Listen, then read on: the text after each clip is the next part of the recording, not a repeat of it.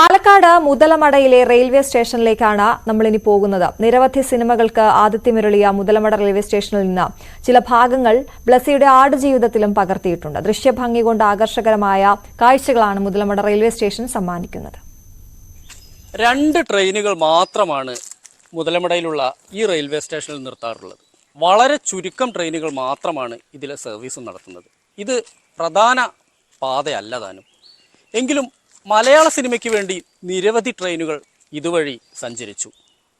പല പ്രാവശ്യം ഇവിടെ നിർത്തുകയും ചെയ്തു.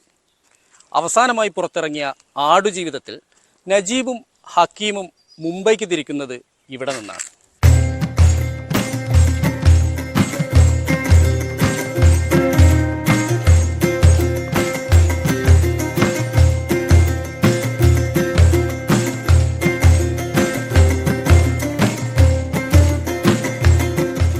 നജീബും ഹക്കീമും മുംബൈക്ക് പോകാൻ വണ്ടി കയറാനെത്തുന്ന മനോഹരമായ റെയിൽവേ സ്റ്റേഷൻ.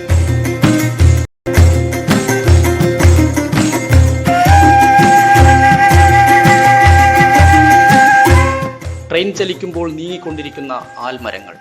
കേരളത്തിലെ മറ്റൊരു റെയിൽവേ സ്റ്റേഷനുമില്ലാത്ത ഗ്രാമീണ സൗന്ദര്യം ഈ സ്റ്റേഷനിൽ കാണാം.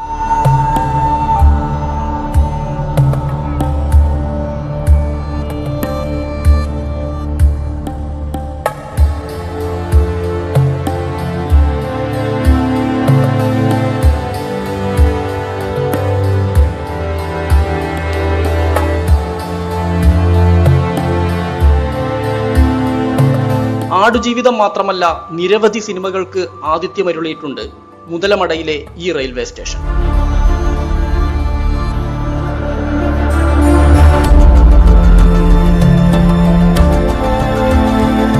അരയാൽ വള്ളികൾ തൂങ്ങിയാടുന്ന റെയിൽവേ സ്റ്റേഷനിൽ ഏതു കൊടും ചൂടിലും കുട പോലെ തണൽ വിരിച്ച് യാത്രക്കാർക്ക് ആശ്വാസം പകരുന്ന കൂറ്റൻ ആൽമരങ്ങൾ.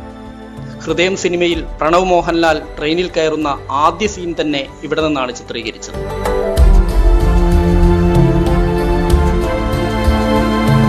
ഒരു യാത്രാമൊഴി എന്ന ചിത്രത്തിൽ മോഹൻലാലും ശിവാജി ഗണേശനും നെടുമുടി വേണുവുമുള്ള ക്ലൈമാക്സ് സീനിന് ചാരുത പകർന്നത് മുതലമട റെയിൽവേ സ്റ്റേഷനായിരുന്നു.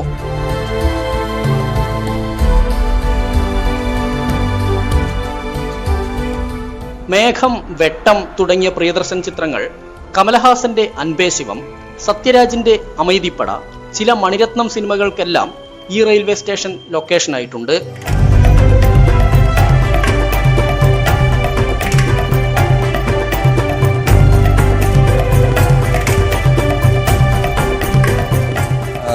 എവിടെ ക്യാമറ വെച്ചാലും റെയിൽവേ സ്റ്റേഷൻ്റെ ആ ഒരു ഭംഗി അത് പറഞ്ഞറിയിക്കല്ല, കണ്ടറിയുക തന്നെ വേണം.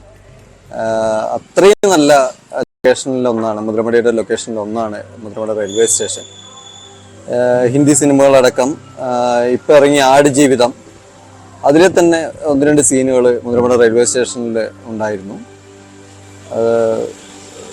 കണ്ടറിയുക തന്നെ വേണം.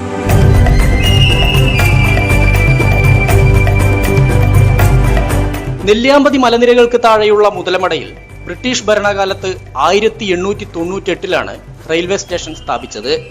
പാലക്കാട് നിന്ന് കോയമ്പത്തൂർ ഭാഗത്തേക്കുള്ള പ്രധാന റെയിൽ പാത ഇതല്ല.